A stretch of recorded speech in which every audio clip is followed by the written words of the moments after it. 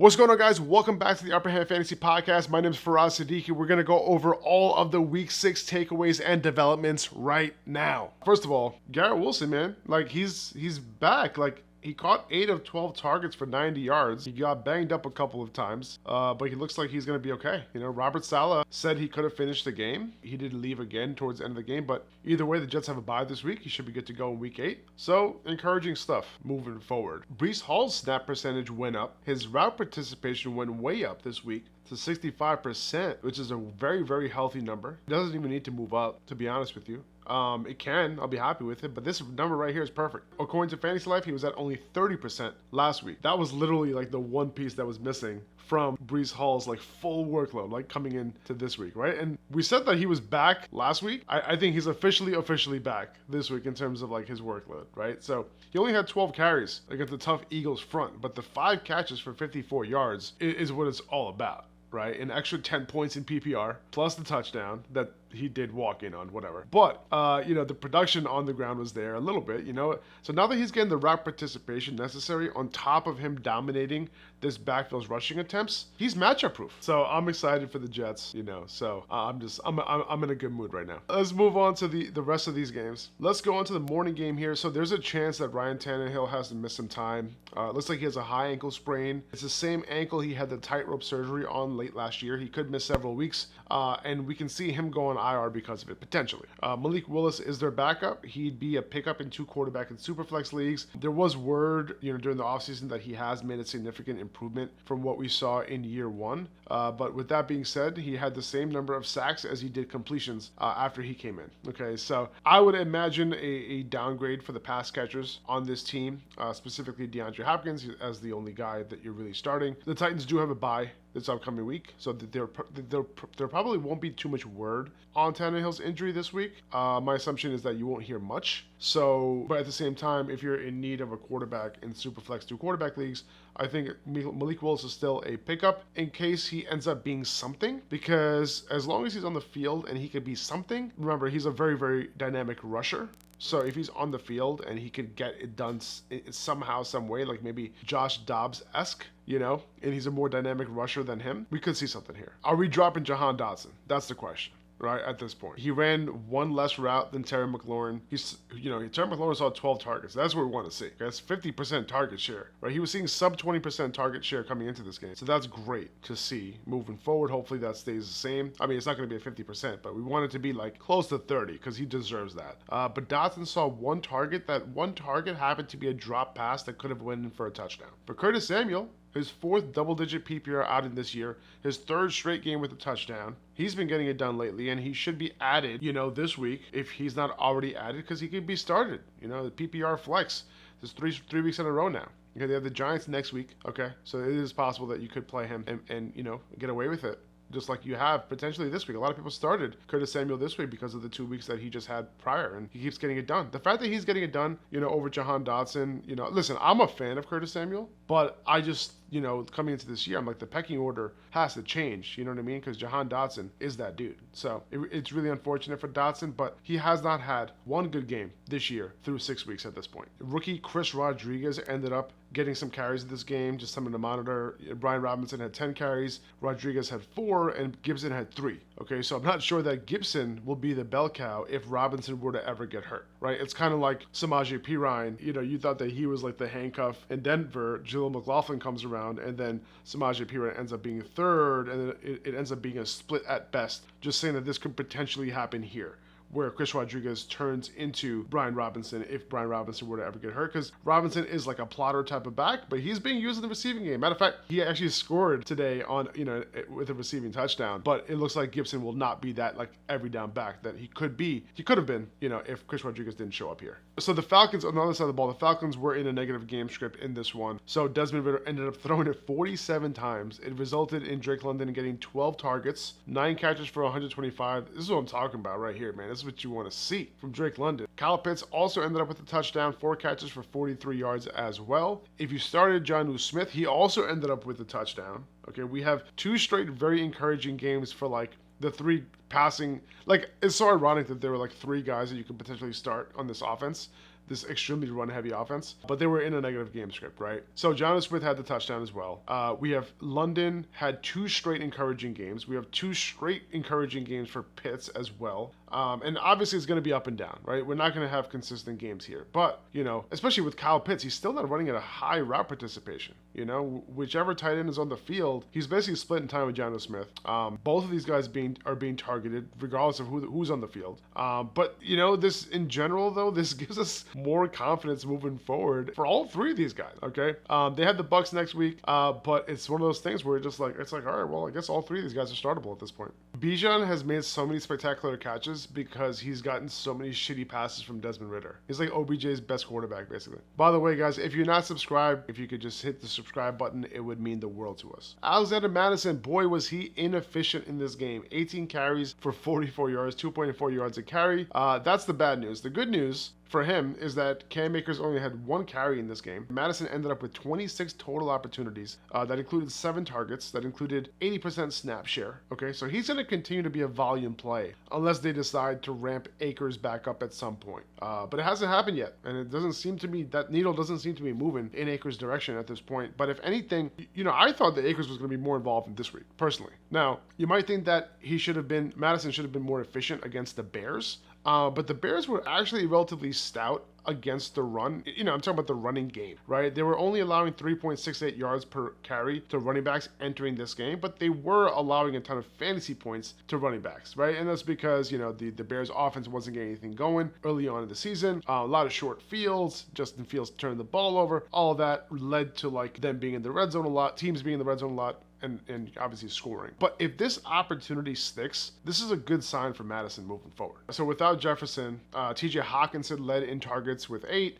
Both KJ Osborne and Jordan Addison saw 5 targets each. And then we mentioned Madison getting the 7 targets. The Vikings did end up being more balanced in this game. They were not like extremely pass heavy or anything like that, right? But Osborne and Addison did see 100% route participation each. Okay, so that's good to see for both of those guys. Addison being the preferred start moving, like just overall, you know, moving forward. Justin Fields hurting his throwing hand in this game. Turns out to be a dislocated thumb, according to Jay Glazer. He popped it right back in, apparently. X-rays were negative. He'll get an MRI on Monday. We'll see if he has to miss any time. Hopefully not. He couldn't grip the ball, apparently, according to Glazer when he came back in. But DJ Moore ended up being relatively quiet this week, 5 for 51 on 8 targets. But Fields did miss about half of the passing snaps in this game. Roschon Johnson, you know, he was obviously out this week with the concussion. I'm assuming he should be clear from the concussion protocol for next week. This week it was mainly Deontay Foreman, but it wasn't just him. He did play 60% of snaps. He saw 16 total opportunities, so he was in that low-end RB2 discussion. But Darrington Evans also saw 10 opportunities himself. But I'd expect Roschon to be the guy next week. So we talked about buying Tyler Lockett on last week's buy-sell episode, and hopefully that helped you this week in PPR especially. He had his biggest yardage output of the season as well. Those touchdowns will still be coming. He saw a couple of end zone targets in this game. Didn't come through on those, but that touchdown debt is just continuing to pile up, and it's going to come at some point. But the most interesting thing coming out of this game was that it seemed like there was a serious intent to transition to a mainly 11 personnel offense coming out of their bye, right? Jackson Smith and Jigba ran the same number of routes as Tyler Lockett and DK Metcalf in this game. Before the bye, it was going up a little bit. According to Fantasy Life Utilization, he had 75% route participation in week 4, 24% target share, and then his playing time got better this week. Season high in route participation, so I think he needs to continue to be stashed, okay? There's too much upside here. You know, we're used to some of these rookies just breaking out early on, but he has to contend like with 2 other very good wide receivers here, okay? There's still a chance that he's going to have a very good second half of the year. That's traditionally when rookie wide receivers start to come on anyway. So if you need wins now and you can't afford the bench stash, I totally get it, especially with bye weeks. You know, I think 6 teams are on bye next week, if I'm not mistaken, right? So I get it. But if you can be a little patient, it can pay off. And you never know. You might not have to wait that long either. Even if it doesn't work out, this is a situation where like process usually says like hold these type of guys just for the second half of the year because they could end up breaking out. And, you know, I'm going to kind of like abide by that for now. On the other side of the ball, of course, T. Higgins ended up not getting his full role this week. We talked about it during our pregame lives over on Instagram that this might happen. You know, we've seen this before with T. Higgins coming back from these injuries and then Zach Taylor not playing him at all or playing him on a limited basis. That's what happened this week. The Bengals do have a bye in week 7 and they see the 49ers in week 8. So that should be a good game. Hopefully this entire offense will be nice and healthy. We'll see. The Browns ended up going very run heavy without Deshaun Watson against the 49ers, and it was very effective. So much so that they ended up coming away with the win against the 49ers here, right? So Jerome Ford led with 17 carries on 50% of snaps, 19 total touches, but Kareem Hunt ended up with the better fantasy day. He ran in the score, very involved in the backfield, 12 carries and 3 targets. If the Browns have positive game scripts like this, like we could see this backfield be pretty productive overall. I think Kareem Hunt, he's not rostered in a lot of leagues, so he's definitely worth the pickup as some running back depth on your bench for a spot start if you ever need it. He looks okay. Like, he doesn't look terrible. He doesn't look washed. He doesn't look like Dalvin Cook. We have 2 injuries for the 49ers. The first is Christian McCaffrey. He has an oblique injury, had to go back to the locker room a couple times. It's possible that he doesn't have to miss any time, but we'll learn more soon. We have no idea who the backup would be. Like, who would be the guy? Like, Jordan Mason was the guy this week for the most part, especially after CMC got hurt. Elijah Mitchell, though, he was playing as the backup when Christian McCaffrey was healthy in this game, so it was kind of weird. So Elijah Mitchell was banged up, came back this week. My bet, I think, for next week would be Jordan Mason as the guy I'd rather start if Christian McCaffrey were to be hurt and miss the game. He's the guy who's been practicing, and Elijah Mitchell just gets hurt like every game. But both these guys, I think, will probably be involved if CMC were to miss. But hopefully he won't have to miss any time. That's what it comes down to. The other injury for the 49ers was Deebo Samuel. Of course, it had to be early in the game. It was a shoulder injury. He was ruled out, and now it seems like it's not a major injury, so he could play next week. We'll see how that goes, man. Deebo's just perpetually hurt, man. It sucks. Chris Olave bounced back. 7 catches for 96 yards on 10 targets. 3 other players got 8 targets in this game from Derek Carr. Taysom Hill out of nowhere. Michael Thomas and Alvin Kamara. Kamara, by the way, 26 opportunities, playing a bell cow role. But back to Taysom Hill real quick. 63% route participation. He was the primary tight end for the Saints with Juwan Johnson out. He had 8 targets and 1 carry. Something to monitor if Juwan continues to be out. And, it's like one of those things. The tight end landscape is so barren that we have to pay attention to stuff like this. So if Juwan Johnson's out, I think Taysom Hill's actually a pretty decent start next week. Literally 1 week after Dameon Pierce gets 100% of his backfield's rushing attempts, we got too excited, man. The backfield touches were split down the middle, 50-50. Okay, Singletary ended up being the more efficient runner in this game, of course. You also have to consider Pierce, if you look at the numbers, Pierce was stuffed inside the 5 on like 3 runs in a row. But Singletary also led in snap share. Pierce was only on the field for 33% of snaps. Okay, this is a neutral and positive game script. They were not down in this game. Okay, they have the bye coming up here this week, and they have the Panthers the week after. In that game, you're gonna want to start Pierce, right? So like, I think he's worth holding on to for that matchup. And then he has the Bucks after that, who coming into this week, they were allowing almost 5 yards per carry to running backs. And then the Bengals, which is a great matchup, and then the Cardinals, which is a great matchup. They also have a matchup with Denver coming up too. So like, these matchups are so tempting for Dameon Pierce. It's been so frustrating. And yeah, like Singletary now, like he should probably be picked up. Like if this sticks, what if it sticks? And then Singletary truly ends up being a 1A, 1B role on an offense that's just getting better, right? CJ Stroud doing their thing, keeping them in games. So I don't know, man. This is a crazy situation. Like I wanted to buy Dameon Pierce low after what we saw the last 2 weeks. And now we're in a like true timeshare? What the hell's going on? The Colts ended up splitting work between Jonathan Taylor and Zach Moss. Seems to be on the way to JT getting the entire workload at some point, but it was close to a 50-50 split with Moss working slightly ahead of Taylor in this game. Hopefully we had to just like deal with this game so that we can finally get JT fully back next week, right? The good thing was that Gardner Minshew was checking it down a ton. 13 total targets to these running backs. He did throw it 55 times, but that still works out to be a healthy 24% target share to running backs, okay? So if we end up getting just JT at some point, there's some serious upside here. Right? Like, we weren't sure if Anthony Richardson was going to check it down, but I think we're damn sure that Gardner Minshew is going to be checking it down, right? 25% target share for Michael Pittman as well. He came through. Josh Downs, 8 targets, only works out to a 15% target share, given the fact that Gardner Minshew threw it so many times. But we talked about it coming into this week. This was a tough matchup out of the slot, okay? So if Josh Downs is available in waivers, if he gets dropped this week, well, he did catch a touchdown, so that's good. He might not be dropped, but he should be rostered. Unfortunately, he does have another tough matchup against Cleveland next week, so don't get your hopes up too high, but I think he's still start worthy as like a PPR flex play, even in that matchup. We're squeezing the shit out of Zach Moss right now. Like, all the juice, I mean, it's kind of weird to say it. It's kind of weird to say it, but we're squeezing all the juice out of Zach Moss right now, okay? Chuba Hubbard ended up coming through in Miles Sanders' absence. This game was close early, so it allowed Hubbard to rack up some work on the ground. 19 carries for 88 yards and a touchdown. He did run around on 64% of dropbacks. He was only targeted once, though. We could see that target number increase if Sanders misses again. Sanders does have a week to recover, though, because the Panthers are on bye this upcoming week in week 7. I think I would just keep Hubbard on my bench, though, through this bye week, just in case. Just in case, number one, like, Sanders misses another game, and number two, like, Hubbard might be involved, like, the rest of the way, right? This is literally the best game any Panthers running back has had this year. Yeah. Adam Thielen, though, continuing to come through for you big time, man. 11 catches, 13 targets, 115 yards, and a touchdown. It's him and nobody else on the Panthers. So, let this keep going. If you have Thielen, you're hoping they don't try and trade for that, like, quote-unquote high-end receiver. He was a must-start this week, and he continues to be a must-start moving forward. But again, the Panthers are on bye next week. Raheem Mostert, another huge game. He dominated the backfield touches. He went over 100 yards rushing. He had 3 total touchdowns. The dude is absolutely killing it, man. Keep in mind that Jeff Wilson will likely be back next week, but the way Mostert is playing, like, it's not like you're going to pull this guy off the field. You know what I'm saying? So, but I will say, make sure to check for Jeff Wilson on your waiver wire because the Dolphins' rushing attack is elite.